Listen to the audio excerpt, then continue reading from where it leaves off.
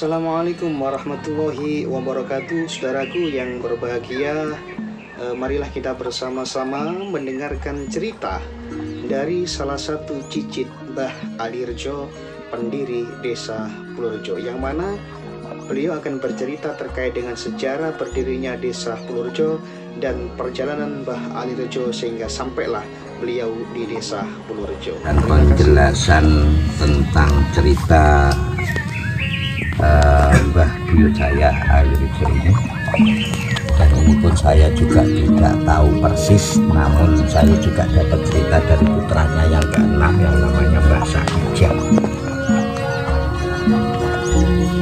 Ini kalau saya cerita juga harus diawali sejarahnya ngadeki Pulurjo itu piye. Jadi kok ada desa Pulurjo iki biyen ceritane piye. Jadi pada waktu mudanya Mbah Alirjo ini dulu itu dikejar-kejar Belanda.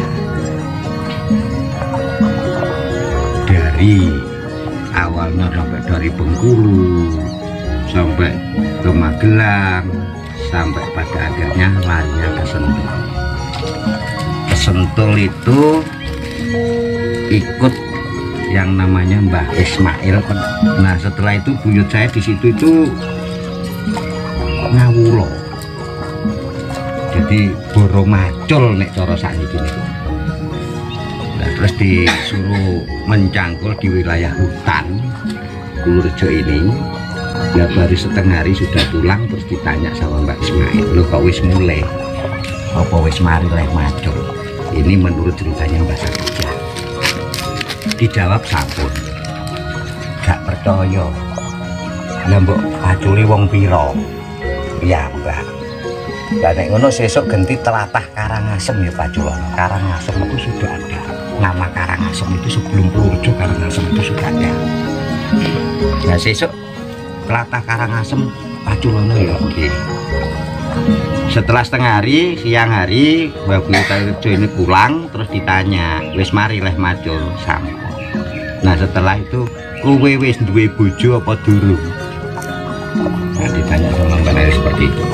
Dijawab dereng, gelem tak pek mantu. Akhirnya mau diambil mantu sama Mbak Ismail, dapat adiknya, bukan anaknya tapi adiknya. Setelah jadi mantunya, kudanya datang dengan membawa harta. Nah di samping itu juga punggawa. Kalau sekarang apa nek ngarane, zaman keraton itu punggawa, prajurit itu juga ada ikut datang. Nah setelah itu dikasih perdikan, hutan ini disuruh babat, dan dibabat kurang lebih dapat 58 bau. 58 bau, kirangan Pulurjo niki ombone pinten. Itu dapat 58 bau. Terus akhirnya banyak yang datang pada matoi digelam, wis tak pek ya ndak boleh sama Mbah Alirjo.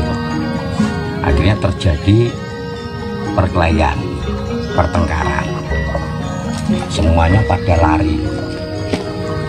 Akhirnya desa ini diberi nama Desa Geger, tapi wong Pulurjo nek ngarani Geger, aslinya Desa Geger.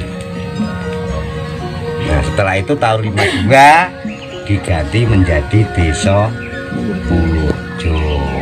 Nah itu sampai di Kalipolo ini apa?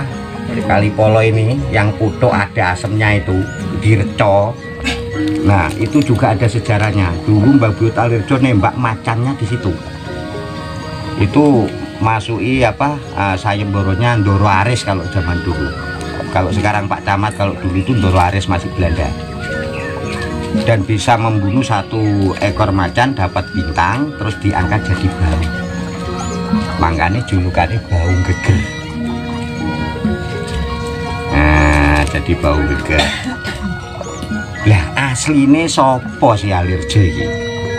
Nggak mungkin nama itu Alirjo itu, karena Alirjo itu nama samaran. Mergo kuatir di Situwondo. Lah niki enten 2 versi ceritanya. Sing siji ngarani niki asli wong teko Medun, sing siji ngarani niku asli wong teko Demak. Jadi sebenarnya Mbah Alirjo ini adalah aset desa. Tanpa Alirjo durung tentu ana Pulurjo. Mbok desane apa mungkin ya desa tapi mbok tetep melok Sentul mbok ora, karena Pulurjo dulu masih hutan, itu ikut wilayah Sentul. Masih ikut Sentul. Pulurjo termasuk Kedung Doro. Jadi itu juga Sentul dulu.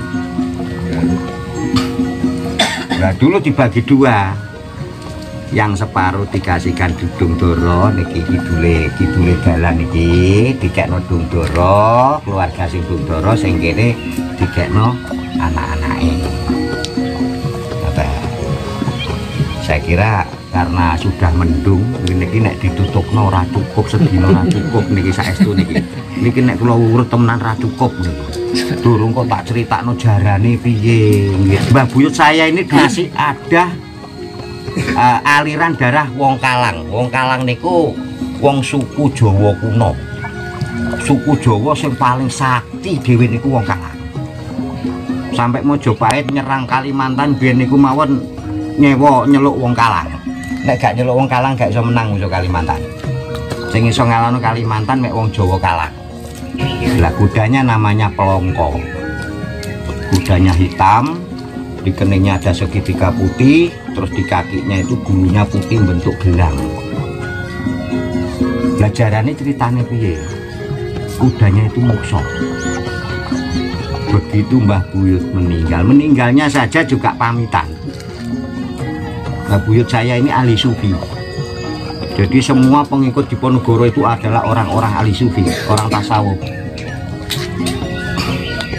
Mau meninggal itu pamitan, istrinya dipanggil, kalau manggil istrinya itu Ning. Ning, kumpulno anak-anakku. Iki wis titi mangsane aku balik wis ora iki titi mangsane aku mulih wis ora bali maneh. Engko nek aku berangkat ora usah dijanji. Niku pamit sedo. Nah, setelah meninggal kudanya juga dimandikan, diklambeni jarane, ditaruh di gedokan, ngene klambene dikai kembang ronce niku gunane mek nggo ngetutno jasate Mbah Buyut Alirjo. Setelah mayat diberangkatkan, ternyata kuda itu hilang, nggak ada, tinggal baju kudanya tok yang digedokan. Kuda ini buat nentek. Lah anehnya lagi, waktu dimasukkan ke liang lahat, tahu-tahu ada orang sepuh yang jenggotnya sampai sepanjang dada, putih, pakai jubah putih, sorban putih, itu tidak ada yang tahu datang dari mana dan siapa. Tapi setelah saya napak tilas ini sampai ke Ngetos Nganjuk, saya ketemu sama yang namanya Mas Aris, itu masih abdi dalam Keraton Jogja, tapi beliaunya bekerja sebagai pegawai Purbakala Ngetos. Itu juga ahli apa namanya, apa nengaran meditasi, ahli meditasi. Itu sampai disambungkan ke ceritanya Hayam Wuruk Kerajaan Mojopahit, tidak nyambung. Terus cerita ke Brawijaya juga tidak nyambung. Setelah itu diambilkan dari Mataram 1, nyambung tapi terlalu jauh. Terus ke Mataram 2 itu mendekati. Nah kalau sudah itu, setelah saya cerita juga seperti itu, ada orang yang sepuh yang nampani jasadnya Buyut untuk masuk ke liang lahat. Itu beliau yang ngadani juga yang mau mati. Setelah itu beliau berbicara seperti ini, Ali, aku iri karo kowe, kok padang men panggonanmu.